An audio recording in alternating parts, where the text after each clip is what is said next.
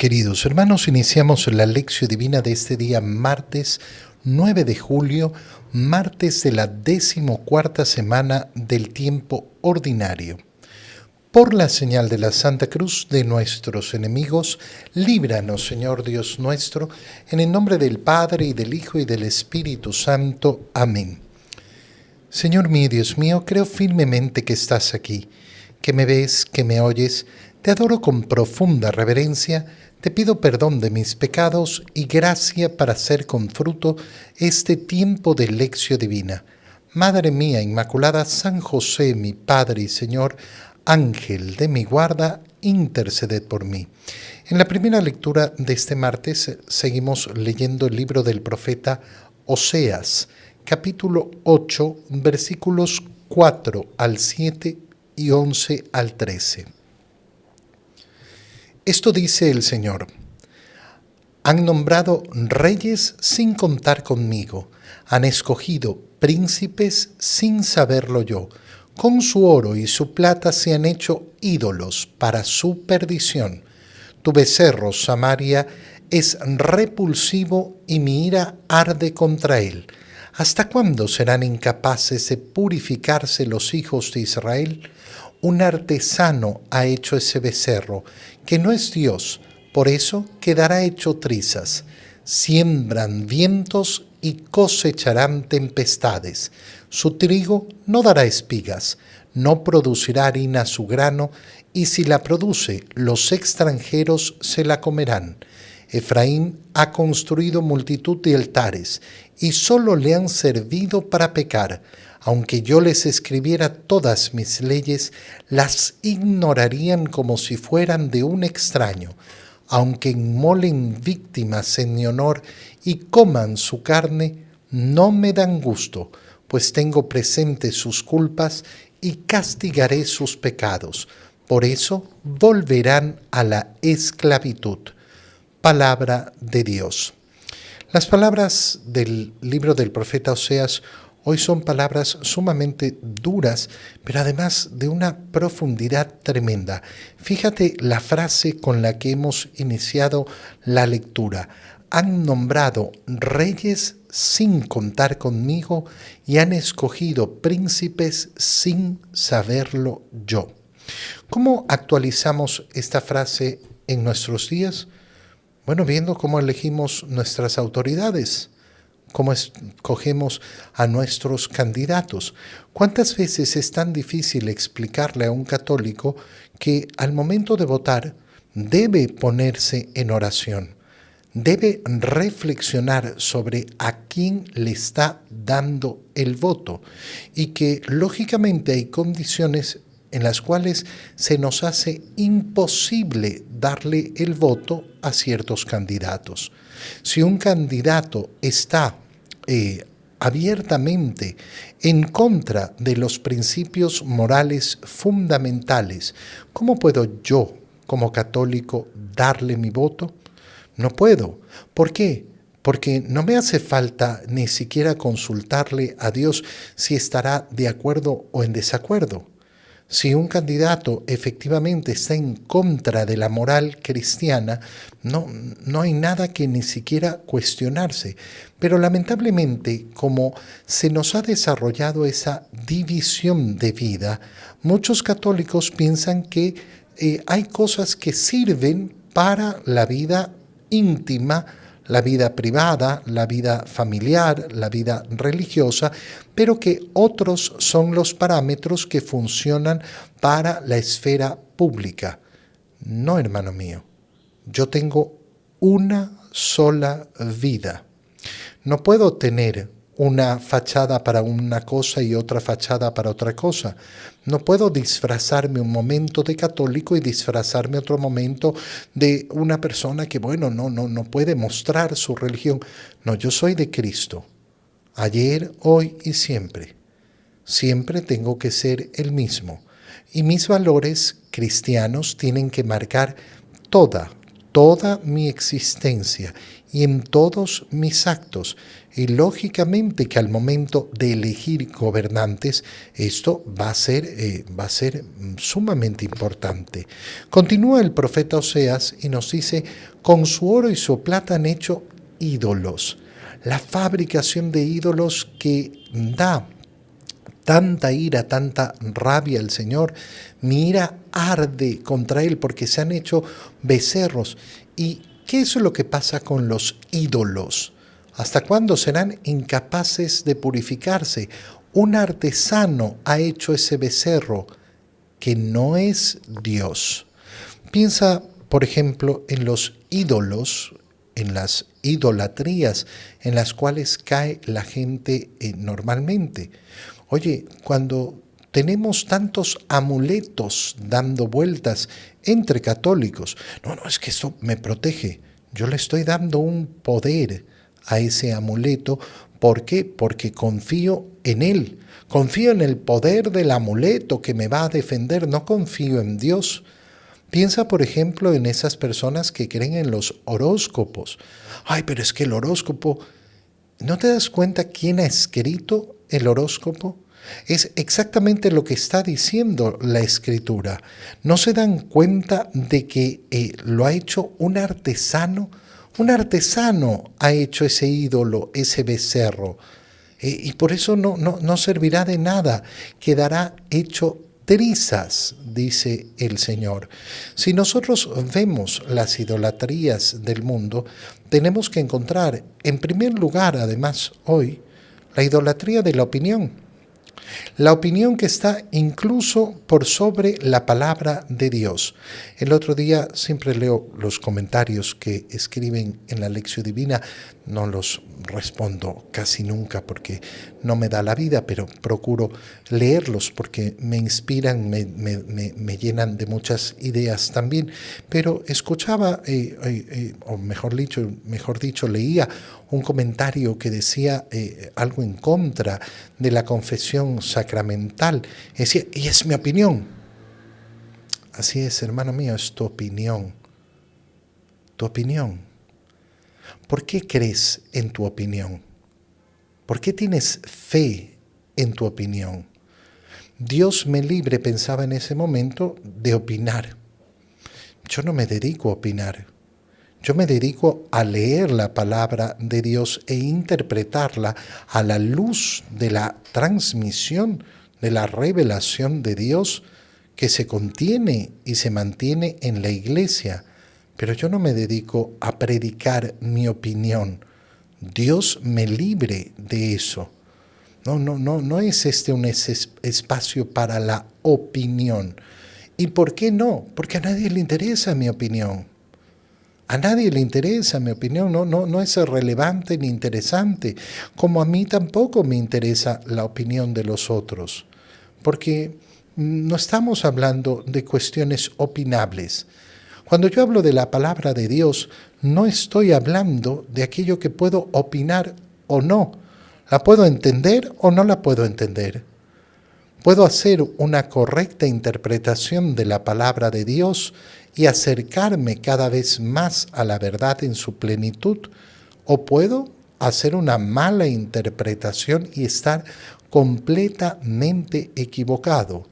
La dictadura de la opinión termina siendo una idolatría. ¿Por qué? Porque al final mi opinión está por sobre la palabra de Dios. Por tanto, mi opinión es más grande que Dios.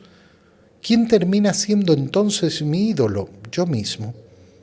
Mi imaginación, mi pensamiento, mi opinión resultan ser mi Dios. Pero entonces viene una parte del profeta Oseas tremenda. Siembran vientos y cosecharán tempestades. Esto que lo utilizamos como refrán, viene de la Biblia. Esto sí. No como otros refranes que a la gente le gusta atribuirlos a la palabra de Dios y no están en la palabra de Dios. Este sí, siembran vientos y cosecharán tempestades. Una frase de tremendo valor. ¿Por qué? Porque cuando analizamos ciertos temas, por ejemplo, una persona que se ha casado y te ha tenido un desastre matrimonial, ¿qué es lo que se argumenta en contra de ese matrimonio que debe ser indisoluble hasta que la muerte los separe? Ay, pero ¿acaso esa persona no tiene derecho de rehacer su vida y ser feliz porque va a tener que vivir infeliz toda su vida? Hermano mío, cuidado. Tienes que dar un paso atrás antes de reflexionar sobre eso. ¿Y cuál es ese paso hacia atrás? ¿Cómo tomaste tu decisión? Fíjate bien cómo estaba diciendo al inicio de la lectura el Señor: han elegido reyes, han nombrado príncipes, no me han considerado mi opinión. Yo muchas veces cuando ayudo a las personas y escucho sus historias, que son sumamente duras y sumamente lamentables, efectivamente les pregunto: disculpa, cuando decidiste casarte, ¿le preguntaste a Dios? ¿Le preguntaste a Él si tenías que casarte? ¿Si esta era la persona correcta? Y lamentablemente la mayoría de veces la respuesta es no. Y la respuesta es no con asombro, es que ni siquiera se me había ocurrido que al tomar una decisión así tenía que preguntarle a Dios. Dios te ha dicho que para elegir a tus gobernadores tienes que preguntarle a Él. ¿Cómo crees que no vas a preguntarle a Él al momento de escoger un esposo, una esposa? Y entonces hay que dar ese paso hacia atrás y preguntarse por qué. Porque es fácil mirar hacia adelante y decir: pero ¿cómo esta persona no va a poder ser feliz? Hermano mío, porque tomó una decisión y la tomó sin Dios. Lo puedo decir en la misma frase que acabamos de leer: siembro vientos que voy a cosechar. Voy a cosechar tempestades. Y es tan importante hoy en día hablarle a la gente y hablarle a los jóvenes la responsabilidad de nuestras decisiones. Yo decido mi vida, pero las decisiones que tomo tienen que ser asumidas con responsabilidad. ¿Por qué? Porque soy yo el que se va a tener que hacer responsable de esas decisiones. El Señor, ¿qué quiere de nosotros? Quiere, lógicamente, la alegría, la dicha, la felicidad. Pero justamente para eso nos da su palabra y nos dice el profeta Oseas: pero aunque les vuelva a escribir mi ley, no la escucharán. ¿Por qué han decidido no escucharla? Porque han decidido ir por su cuenta y por su lado. En el Evangelio, leemos el Evangelio de San Mateo, capítulo 9, versículos 32 al 38. En aquel tiempo llevaron ante Jesús a un hombre mudo, que estaba poseído por el demonio. Jesús expulsó al demonio y el mudo habló. La multitud maravillada decía: nunca se había visto nada semejante en Israel.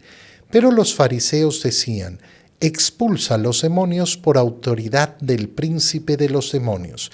Jesús recorría todas las ciudades y los pueblos, enseñando en las sinagogas, predicando el evangelio del reino y curando toda enfermedad y dolencia. Al ver a las multitudes, se compadecía de ellas, porque estaban extenuadas y desamparadas como ovejas sin pastor. Entonces dijo a sus discípulos: la cosecha es mucha, y los trabajadores pocos. Rueguen por tanto al dueño de la mies que envíe trabajadores a sus campos. Palabra del Señor. Dos partes componen el Evangelio que acabamos de leer. En primer lugar, San Mateo nos cuenta sobre este mudo que estaba endemoniado. ¿Qué es lo que ocurre aquí? Fíjate bien, le llevaron a un hombre mudo que estaba además poseído por el demonio. Jesús expulsó al demonio y el mudo habló. ¿De qué se trata? Se trata de que la posesión que tenía esta persona imposibilitaba que hablara, o que el demonio estaba generando una enfermedad que imposibilitaba que hablara. Es difícil saberlo, pero yo te puedo contar lo que he vivido yo como exorcista. He enfrentado casos en los cuales, después de lograr la liberación de la persona, después de llevar adelante todo el proceso de exorcismo, resulta que esa persona tenía una enfermedad que no parecía tener ninguna relación con la posesión. Y de la nada queda absolutamente curada, de una manera inexplicable, por algún método natural, no se puede explicar. De hecho, la sorpresa de los médicos por no tener ni siquiera rastros de esa enfermedad.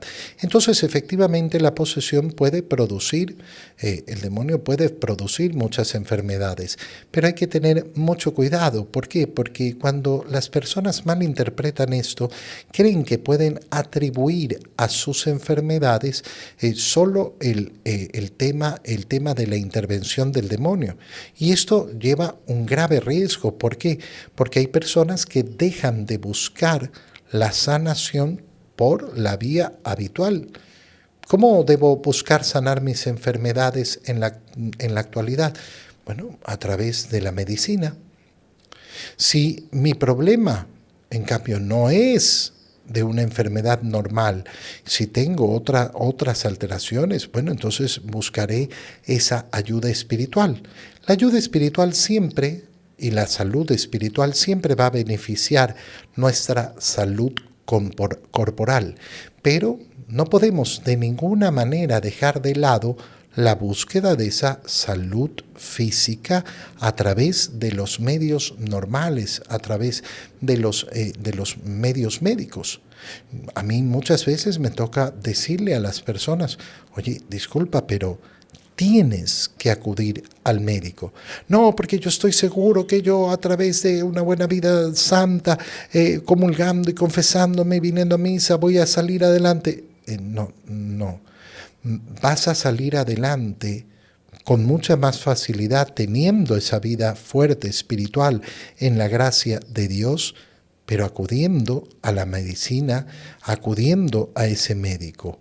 Cuando una persona cree que es buen católico y que como buen católico no tiene que acudir a los médicos, se equivoca radicalmente.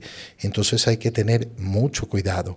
La segunda parte comienza cuando nos cuenta cómo el Señor recorre las ciudades. Y fíjate qué es lo que se nos va a decir, cómo el Señor recorre, va de un lugar a otro enseñando, predicando el Evangelio del Reino, curando enfermedades. ¿Y por qué lo hace? Porque al ver a las multitudes se compadece de ellos. ¿Qué mueve el corazón de Jesús? ¿Qué lo lleva a su actividad? ¿Qué lo lleva a la firmeza de sus actos? La compasión. ¿Por qué? Porque la gente anda como extenuada y desamparada, como ovejas sin pastor.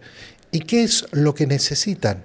Esa guía, ese pastor que les muestre el camino. El pastor es el que muestra el camino a la oveja para llegar, en primer lugar, ahí donde hay el alimento. Y en segundo lugar, para llegar al cobijo, al lugar seguro. Esto es el pastoreo de las almas. Qué hermoso es ver esa disposición del Señor, la compasión.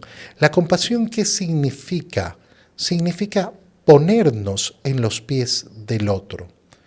Ponernos en el lugar del otro para tratar a través de ese ejercicio que es salir de mí mismo, poder ver los problemas como los ve los otros, como lo ve el otro, ver sus dolencias desde sus propios ojos y entonces querer brindar soluciones.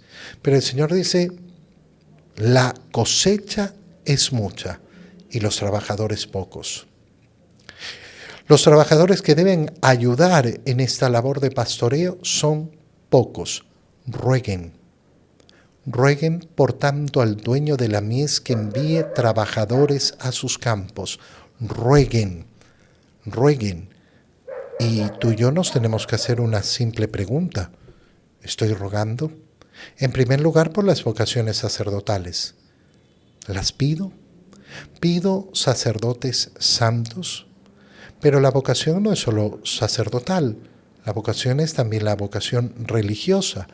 Pido que hayan religiosos, pido que el Señor llame y que efectivamente los corazones se abran para responder a ese llamado, pero la vocación no es solo sacerdotal y religiosa, la vocación también es a la vida matrimonial. Pedir por esas vocaciones matrimoniales que tengan el verdadero deseo de construir matrimonios santos para el Señor. Te doy gracias, Dios mío, por los buenos propósitos, afectos e inspiraciones que me has comunicado en este tiempo de lección divina. Te pido ayuda para ponerlos por obra. Madre mía Inmaculada, San José, mi Padre y Señor, Ángel de mi guarda, interceded por mí. María, Madre de la Iglesia, ruega por nosotros. El Señor los bendiga, los cuide, los proteja en el nombre del Padre, y del Hijo, y del Espíritu Santo. Amén. Queridos hermanos, un feliz día para todos.